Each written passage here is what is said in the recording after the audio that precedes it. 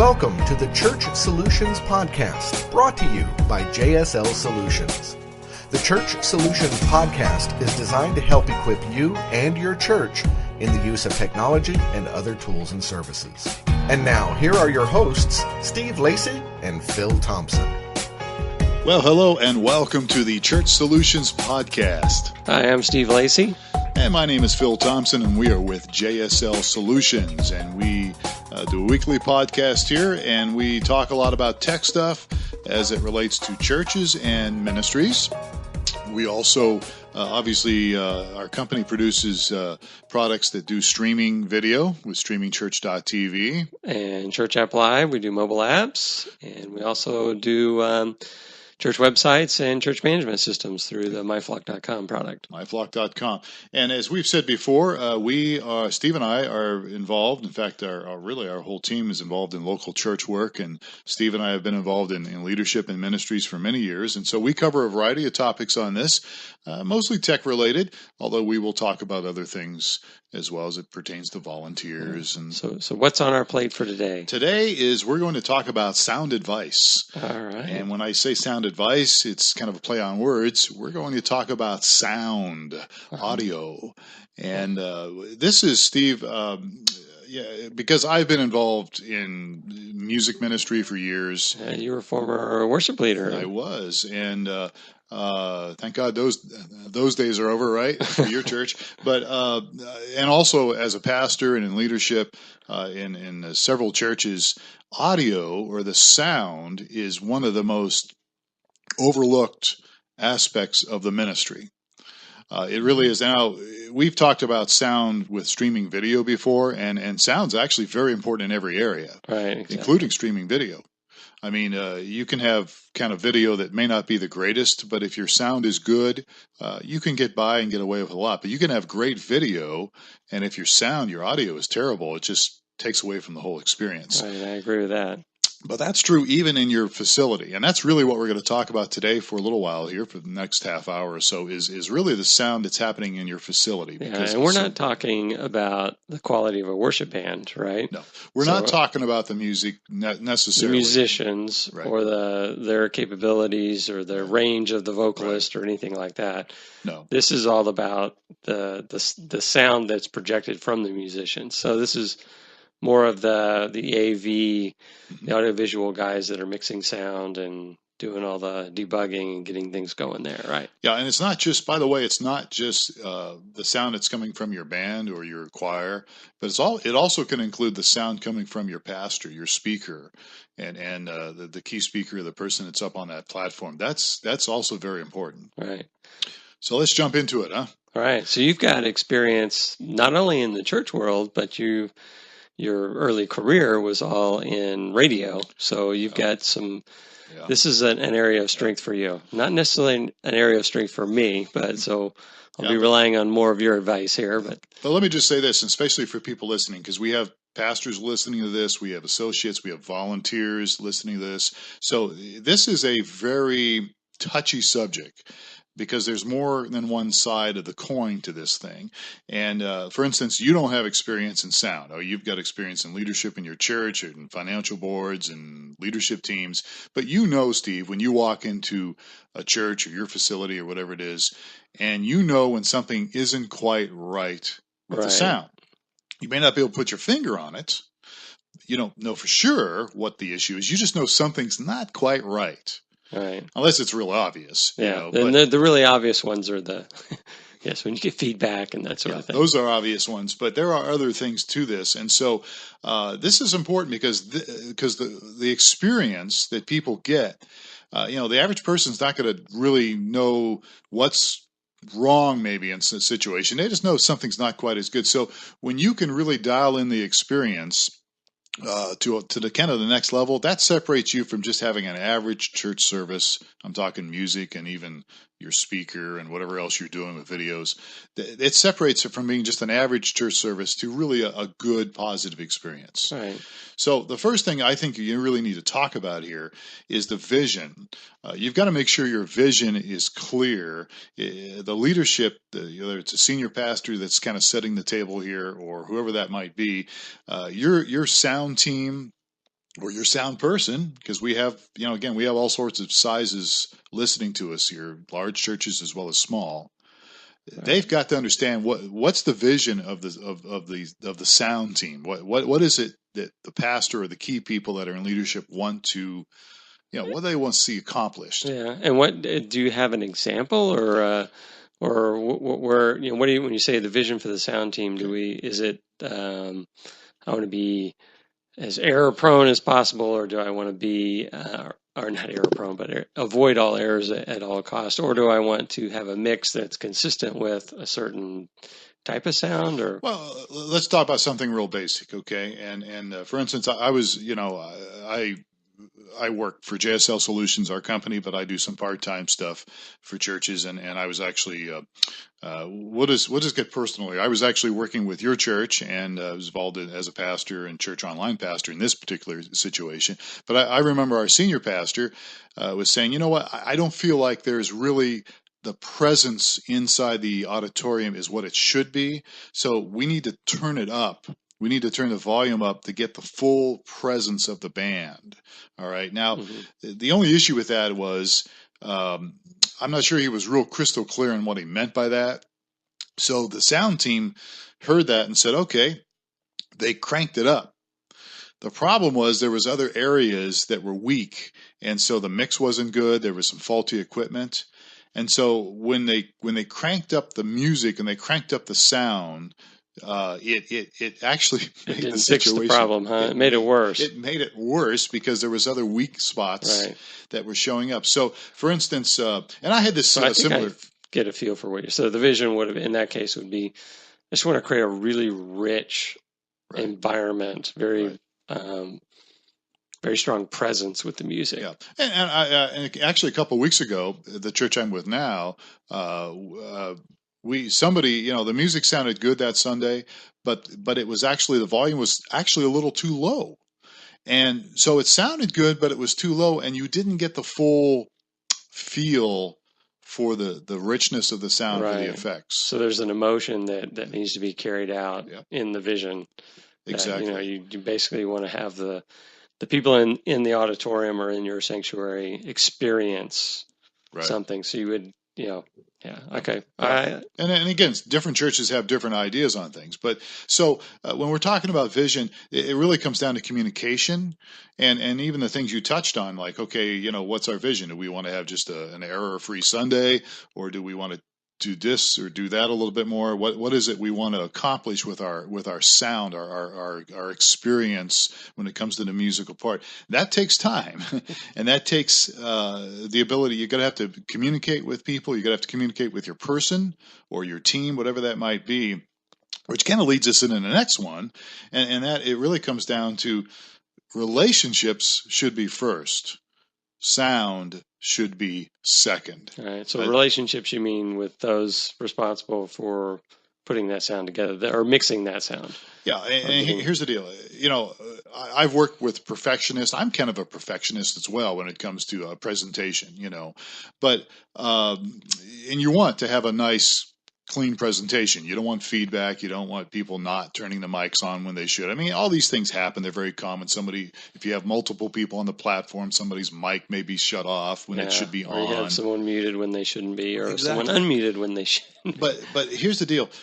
The relationship here between the sound person and whoever's in charge of that, might be the pastor, might be somebody under the pastor. That relationship is very, it's important because when things are going right, people forget about the sound person. That's true. Because it's going fine, everything's fine. But as soon as there's a problem, what happens? Everybody turns around, they rubberneck, their head turns around, and they look back because there was feedback, or the mic wasn't on, or something didn't go right. So the sound person or sound team it's kind of a thankless job. Oh, very much so. I've made that comment many a time. It really is. The better you do your job, the less people know you're even doing your job.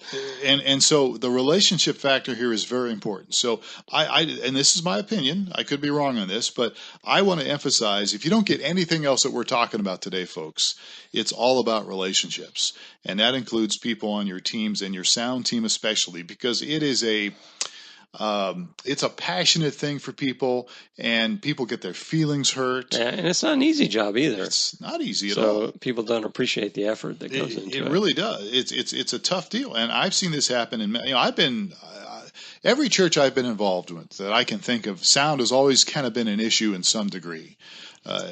Worse than others, just depends. And most of the time, the people in the sound are doing the best they can most of the time. But again, things go wrong, things happen. So it's real important that you really work hard on that relationship. And again, we put together, if you're in leadership or you're involved in your church in any large degree, there's a lot of efforts put in by the musicians. It's the speaker, the pastor puts effort into his message. There's things you're trying to keep the church clean. You're putting effort in all sorts of areas. And the sound many times is kind of an afterthought. Mm-hmm. And yet it's one of the most important things, because if the sound isn't right, it just screws everything else up. Right, it's going to mess that whole environment up. It really messes the whole environment and the experience up. So again, the relationship, in my opinion, relationship first. Right. Sound should be second, and work on the relationship first. And you know what? That's the most important thing. And you may have to make a change in that area. If you're in leadership and it's not working, you may have to, dare I say, fire the sound person. I hate to say that, but maybe that person's not gifted for it. Maybe they don't have, and we talked about this in a podcast earlier. It's not just hiring somebody that's technically adequate.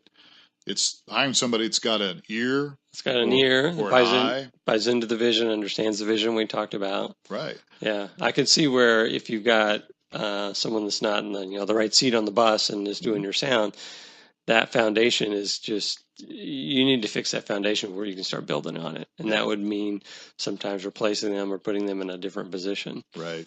And that's hard to do. So that's why the relationship thing is so hard, because feelings are hurt. People get upset over things, and it's a volatile situation. I can't tell you the number of times as a worship leader, I was just angry. I'd get off the platform just angry at my sound people because they didn't do something right, And they're just volunteers doing the best they can.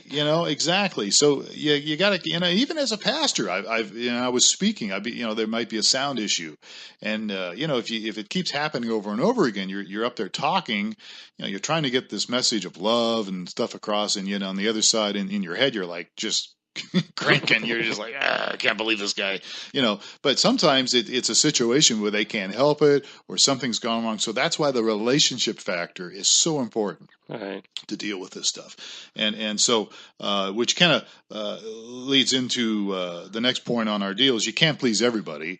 So, and we had somebody, when it comes to sound and the mix of the sound, you really need to designate probably one or two people that's maybe overseeing the sound. I had somebody recently come even in my church and say, it's too loud, can you turn it down? The sound person has to understand either they're calling the shots, or maybe there's maybe a chain of command or whatever, and maybe if the senior pastor, or in my case I'm the executive pastor, were to tell that person bring it up or turn it down, he or she needs to listen to me, presumably, unless I've said, you're the expert. I really have a great sound person at my church. He's a former musician, so he's got a good ear for things. He actually has MS, and so he can't play anymore, but he's still got a good ear and he can help run sound. So I pretty much defer to him.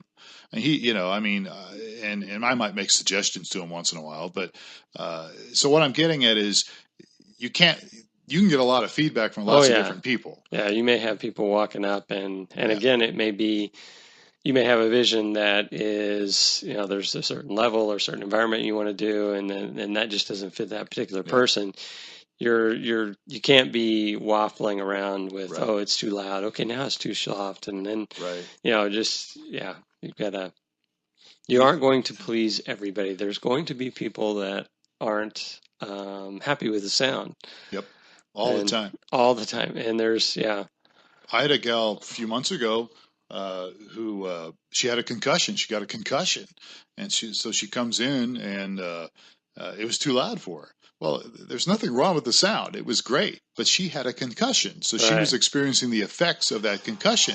So I really, I felt bad for her. But I can't really turn the sound. We can't just turn the sound down for one person out of 100 individuals. just because her head was hurting. I mean, I feel bad for her, but, try some earplugs or, that's one thing that we do at our church. We have a bowl of earplugs as you walk in. So if it is too loud for you, you can, I'm not sure those are still there or not, but I know for quite a while, if you felt it was too loud, you could pop in some earplugs. Well, and that gets back to kind of the vision that we were talking about earlier. The vision for your church is to have really more of a concert experience, right? Where it is loud. Hopefully, it's mixed well, and it's going to come off well. But it is going to be louder, maybe in some churches, because at your church you have a big stage, you have musicians, and you guys like to crank it up to get that concert feel. And there are churches that like that, want to do that, and there's nothing wrong with that if that's the vision of your church. So that's an example of a vision there. Crank it up. Well, again, if you have to make sure though that when you do crank it up that it's mixed well and that everything else goes. So so you can't please everybody. And the key to this thing when we're talking about sound here is make sure that your sound people or sound person, whatever it is, understands the vision and understands that he or she just can't make adjustments all the time because somebody's complaining about it all the time, because there's always somebody that's going to complain about it. So, all right. So, we're not going to, this is a huge subject that we could spend a lot of time on. So we're going to skip over a lot of things here. I actually put some notes together that Steve and I are looking at, but, we're not going to talk about equipment right now. Maybe we'll do it at another time. Okay. Equipment is important, and you really should get some help. Maybe if you don't have a lot of experience, either from some other churches that are ahead of you. I would always go to another church that's ahead of you, and it maybe bigger, maybe they're just ahead of you as far as what they're trying to do, and you can go to audio stores, but you have to be careful that you trust the salesperson. That's why I would go to a church that's got, can tell you what they've learned. Right. From and unbiased. Right. Yeah. But, let me just skip down here a little bit because I don't want to spend a lot of time, but you might consider training your sound people, especially if you're frustrated with them. Invest in some training. And again, this is not an easy task. There are, depending on what kind of a city you live in, there are resources. And some cities don't have the resources. Again, maybe another church that is maybe larger than yours or doing something they're doing it well, and you feel like, hey, those guys are doing a great job. I wonder if they would help us. Most churches will help each other, right. And so get some training for that person that's doing sound. And let me just skip down here a little bit. Maybe we can move down a little bit more. But here's something that I find that a lot of churches don't do this, but if you have a musical team that's like a band, or even a choir that has some instruments mixed in, normally you're going to have some practice during the week. If you can get your sound person there, if there's a way to do that, that's really helpful. Because if the sound person can work with your music team as they run through their songs and go through practice. I would assume that sound guy would have to be there. Well, you'd be surprised, Steve. I can just tell you from experience, a lot of times the sound person's not there. And in fact, we find that we're shorthanded at my church. We're a small church, a little over 100 people. And a lot of times the sound person isn't there Thursday nights. And so there are people that know how to turn the sound on, know how to set it and forget it kind of a deal. And they get it so that they can just run through the music and work on their parts, musicians. And then Sunday morning, the sound person comes in. Well, it's working okay for us, but if it's possible to get that sound person there during the week, that would help a lot, because they can dial it in, and then come Sunday morning or whenever your service is, Saturday night or Saturday morning, you're going to have a baseline, the headache. Right. Yeah, you've got a baseline, and you've got somewhere to work with where it's not just mad scramble. So practice is really important for the sound team as well as the musicians. And a lot of churches don't. Again, we just the sound is an afterthought, and I would really strongly consider that if you don't have a sound team, you should put one together. Maybe you have one person that's doing an okay job or doing a good job. Mm-hmm. Get that. Expand that team like you would any ministry. train some people. Yeah, put some apprentice type people in place to kind of learn that job and get mentored and trained up underneath some others. As I mentioned, we've got a sound guy that started as a very young teen, actually still a teenager, but he's been mixing sound for several years, for 5 years or so now. And he started when he was just in his early teens, 13, 14 years old, being kind of mentored and brought up underneath somebody else. And he's one of the guys that really works with a lot of confidence now. So he's been trained, and he knows what he's doing. He knows what's right, and I think it's all reflective of the kind of, a lot of it's on the job training, but he's got some training, and he's a young guy that with a lot of confidence, and I think does a good job. Well, and that's a real key, is getting some confidence and some experience. And so, again, don't make it an afterthought. Really work on building that team up somehow, some way, because and people take vacations, right? And so, and I've been in this situation before as a senior pastor or even a musician where, the regular sound guy is not there. Uh-oh. We've got Bob now running sound today. Ooh, this is going to be hard. You're thinking in your head, mm-hmm. And again, Bob's doing the best he can, maybe, but he doesn't maybe have the training, he doesn't have the experience, and so you have to prioritize and make it purposeful that you're going to include Bob in the rotation more, or whoever it might be, Julie or whoever, all right, to get more experience and build the team up. So let's talk about the next one on the practice, and that is volume. Oh, okay. That's probably a very well, I know it's a very touchy subject, as we kind of hinted earlier. Yeah. That some people say it's too loud, some people say it's too low, and this is music in general. Not only worship services, but well, it's music, and it's even the speaker. If his volume's too high or too low, it really does again make a difference. So again, we're talking here about not just the music part of your service. We're talking about even the person getting up and speaking. If the volume level, if the sound isn't right, it just takes away, it detracts from the experience. So right. Volume is a key deal here. So again, it kind of goes back to vision. From your leadership, does your leadership want the music to be up there volume-wise, a little louder than maybe some churches? And even the speaker may want his volume up louder. It just depends. There's different cultures, different churches that do their services differently, Right. And so one of the things, and I've seen this happen, again, you can't please everybody, but I've seen people come to a church service and walk out, because it was too loud. Right. Oh, yeah, I've seen that as well. And so you have to be careful with that, because, again, you're trying to reach people, you're trying to connect people to God. And if you're not, doing a good job in that area, being sensitive to that, you're chasing people away. And that's not the object of why you do church. You don't want to chase people out. So what's the deal with volume? What do you do? Well, you've got to decide what you want to do. One of the things I would suggest is get yourself a meter. It's like a dB meter, mm-hmm. And you can.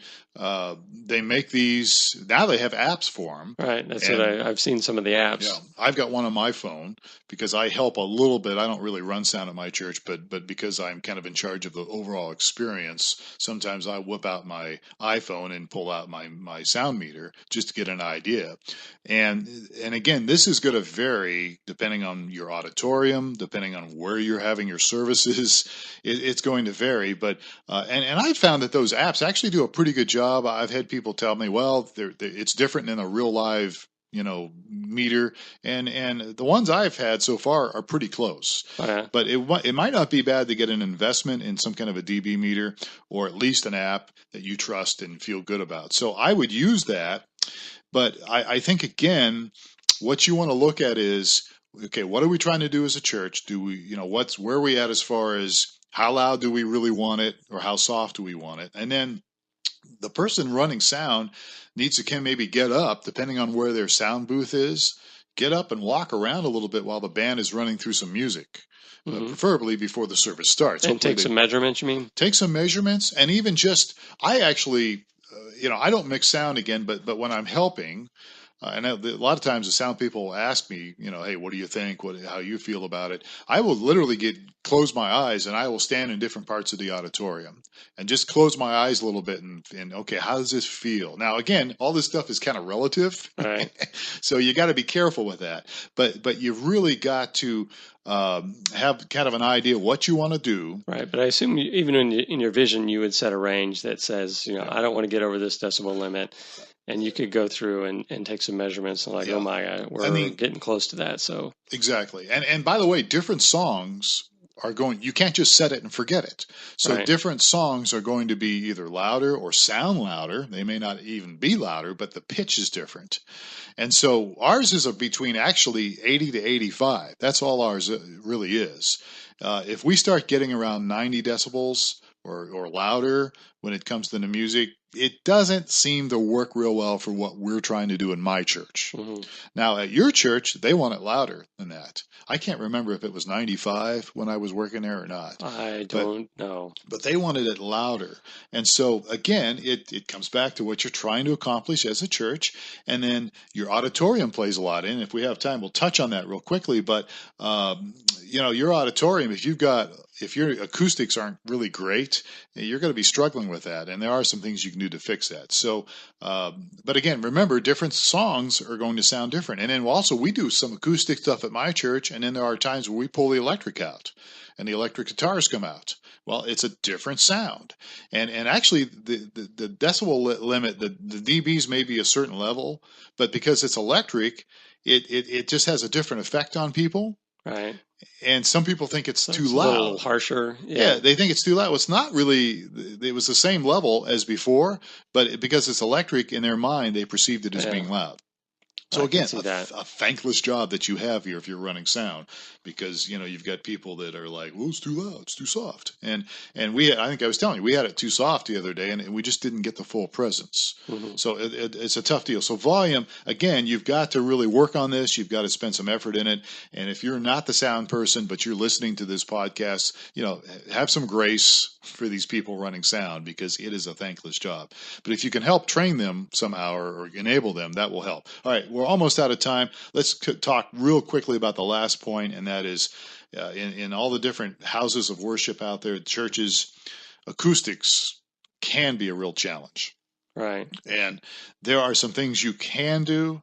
You can set up these, we've actually created these frames that we put cloth over and we put cotton inside. And it was like a baffle. Right. And as you said, I used to do radio, and we used to do these things in our studios at our broadcasting. So you want to cover the bare walls with some sort of sound absorbing material, whether it's curtains or fabric or whatever, and the same with the ground and the ceiling, I would assume as well. Yeah, and you don't necessarily have to. You don't have to carpet the whole wall. You know what I mean? You don't have to put fabric on the entire walls. But if you had squares, some pretty good sized squares, maybe up around the stage area, and then maybe in strategic places, you can actually build some of these things out really cheap, relatively cheaply, and with fabric. Get somebody in your church that sews or is good at that stuff. And then I guess you would test this by, playing some music and just listening. Is there trial and error? I'm trial. So you just put your ear to it. There's no way to measure a reverb or anything like that off the walls, or not really. You kind of get that ringing sound. That you're not quite there yet. Yeah. It really comes down to really taking time, patience, effort to work on these things. But again, if you put some effort into it, put some time into it, and again, see what some other churches are doing. And you can now with the internet, you could always Google this stuff and find out what these other people are doing. Are there issues with corners? There can be, but usually if you put these baffles in certain places, you're usually okay. But I mean, there can be, depending again on your auditorium. If you've got a concrete floor, ouch. That makes it tough, huh? Hopefully you've got some carpeting that will help on the floor, or some rugs, or something. Rugs, something that will absorb the sound. You can use these things, and it will make a difference. But it does take some effort. But here's my point: when we started this whole thing off, it's worth it to put the effort into it. It's worth it to put the effort into your sound persons, your team It's worth it to, work with the musicians. We didn't cover, getting musicians' feedback on this, and feedback, I don't mean it literally as in feedback and sound, but get their input. We didn't touch on that at all, but it's real important because your sound, when people walk into the sanctuary, the worship center, the auditorium, whatever it is you call it, what they hear makes a big impression.